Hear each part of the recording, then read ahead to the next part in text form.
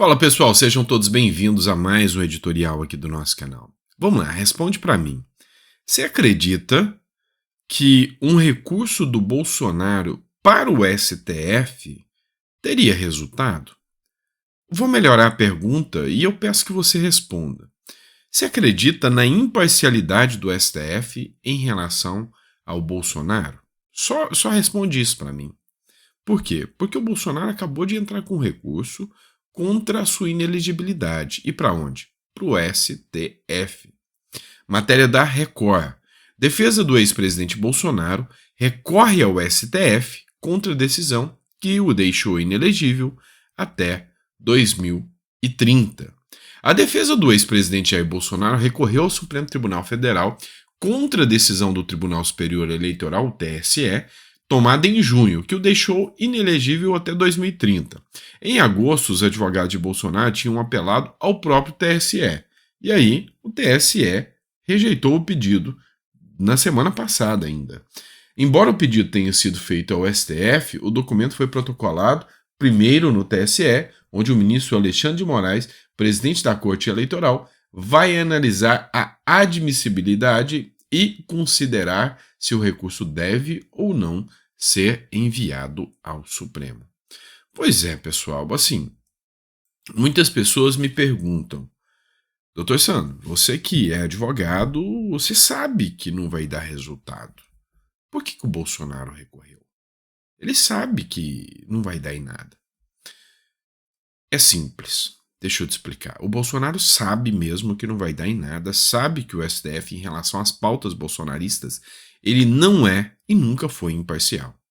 Nem o TSE, há uma animosidade, há uma rixa mútua. Tanto o Bolsonaro não gosta do TSE, tanto o Bolsonaro rejeita aí o TSE quanto o STF e acha que a atuação deles foi totalmente no sentido de atrapalhar o governo, atrapalhar o próprio Brasil. Essa é a visão do Bolsonaro.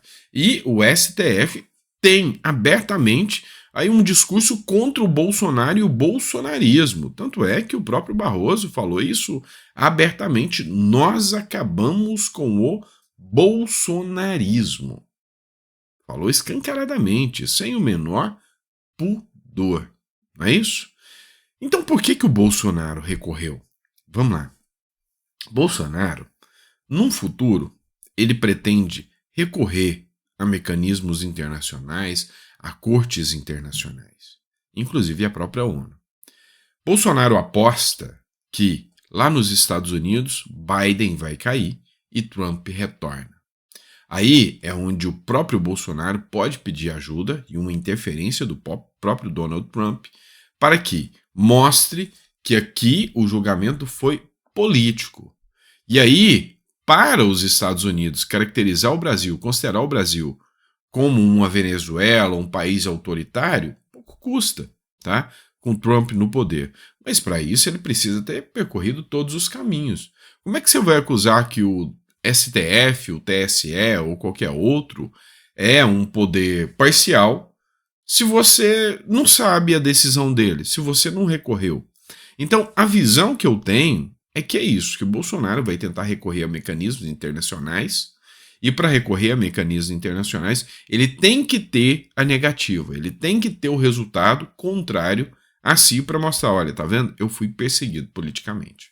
Pelo menos é essa a minha visão. Vamos mudar de assunto agora e vamos falar de Geraldo Alckmin, tá? Pois é, quem te viu, quem te vê, né? Quem te viu, quem te vê. Alckmin elogia o dólar a 5,10. Na época do Guedes, um escárnio, uma coisa sem precedentes. Na época do Haddad, é um câmbio competitivo. Matéria do Pleno News, sempre citando a fonte para vocês. Na última quinta-feira, o vice-presidente e ministro do Desenvolvimento, Indústria e Comércio e Serviço, Geraldo Alckmin, elogiou a alta do dólar. Para ele, o valor de 5,10 é bem competitivo. O comentário do Fabiano, que está logo aí abaixo, é impagável, né? Ou são debochados ou tem problema cognitivo. Aí vem também o Moisés Júnior, né? Primeiro foi o Fabiano que comentou aqui, tá?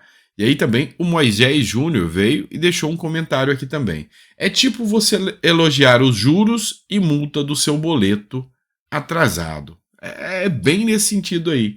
A Silvia Bonfigliori está tão desmoralizado que nem para papel higiênico serve, né? Tá complicado. Ué, mas o dólar não ia chegar a R$ 4 com o Lully? Pois é. Então o pessoal não tá acreditando muito nessa história não, viu? Não tá colando muito não. E aí, o pior é que a esquerda anda totalmente desesperada. Por quê? Vamos lá, repita comigo. Eu vou ter que falar isso de novo, tá? Já são vários editoriais que eu venho repetindo a mesma coisa. Mas a melhor forma da direita se consolidar no poder e retornar ao poder é quando a esquerda entra no poder antes. Ou seja, é o melhor cabo eleitoral que existe. E olha só, vou trazer um trecho de uma entrevista aqui, de uma live, né?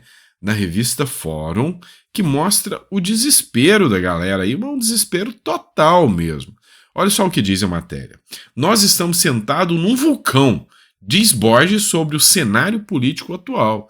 Eu concordo com ele, tá um vulcão gigantesco mesmo, tá? O Miro Borges faz uma análise da conjuntura e do cenário político no Brasil e vai polarizar ainda mais. Infelizmente, a gente sabe que vai polarizar ainda mais, vai ser algo ainda mais grave do que se possa imaginar, essa polarização, essa movimentação do cenário político, né? Mas escuta só comigo aqui, ouça. O cenário político brasileiro não está tranquilo. O cenário político é de muita tensão e tem muito ódio embutido. Esse ódio está aí, está presente. Nós estamos sentados num vulcão. Então, há muita tensão política, a sociedade está meio quebrada. Esse negócio do Senado é prova disso. É coisa de desafio político. Os caras votam em 42 segundos uma PEC 8, que simplesmente retira poderes do Supremo. Poder de vista, poder de decisão monocrática. Assim, em 42 segundos. Pura provocação. Temas importantíssimos de debater, é evidente. É do jogo democrático debater o poder do Supremo, mas que você vê que é pura confrontação. Ou seja, o ambiente político no Brasil está muito tenso. Eu acho que quem pensar que o processo está tranquilo, nós derrotamos o Bolsonaro e agora é voo de brigadeiro, pode dar com os burros na água. Essa matéria foi da revista Fórum, como eu citei para vocês. E aqui a gente precisa citar a questão do embate entre Congresso e Supremo Tribunal Federal. E aí, a militância de esquerda, ela está tomando aqui uma defesa imprescindível do STF. Ou seja, eles falam que as ações do Congresso contra a investida do STF é ação autoritária, dizem até ações de ditadura, ações da era do Estado Novo. Então, a própria esquerda está tomando frente aqui, está tomando partido do lado do STF contra o Congresso Nacional.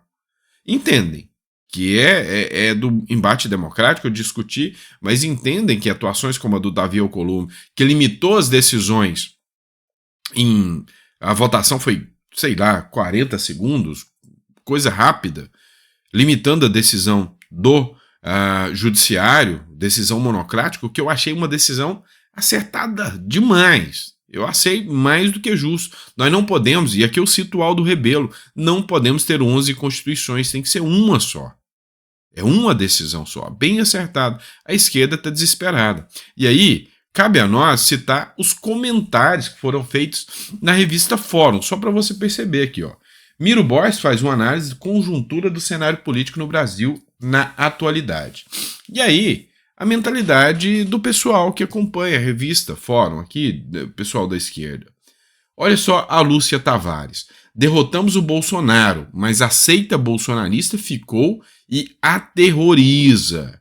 Eu creio que enquanto inelegível, o Bolsonaro, né? Enquanto o inelegível estiver solto, o vulcão solte muita fumaça, a chaminé está funcionando, ou seja, a intenção deles é prisão, mas prisão política, porque enquanto o Bolsonaro está solto, ele solta muita fumaça. E aí, aquele evento do Ceará foi icônico, mostrando a quantidade de pessoas que vão em encontro ao Bolsonaro.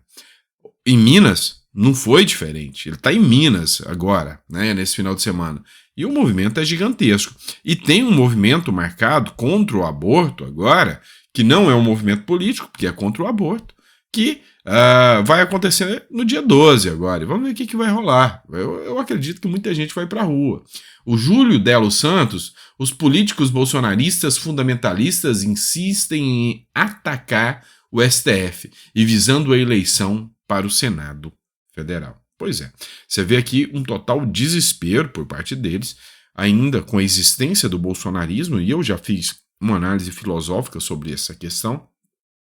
O bolsonarismo é maior do que o Bolsonaro, tá? O bolsonarismo, ele, lógico que em visões opostas, né, um da esquerda, outro da direita, mas o bolsonarismo ele vem como um movimento do peronismo, que acontece em alguns países latino-americanos. O bolsonarismo é um movimento que vai ficar depois do Bolsonaro, depois da morte do Bolsonaro, da prisão do Bolsonaro, o que quer que seja. O movimento bolsonarista iniciou, cresceu, e eu garanto uma coisa para vocês.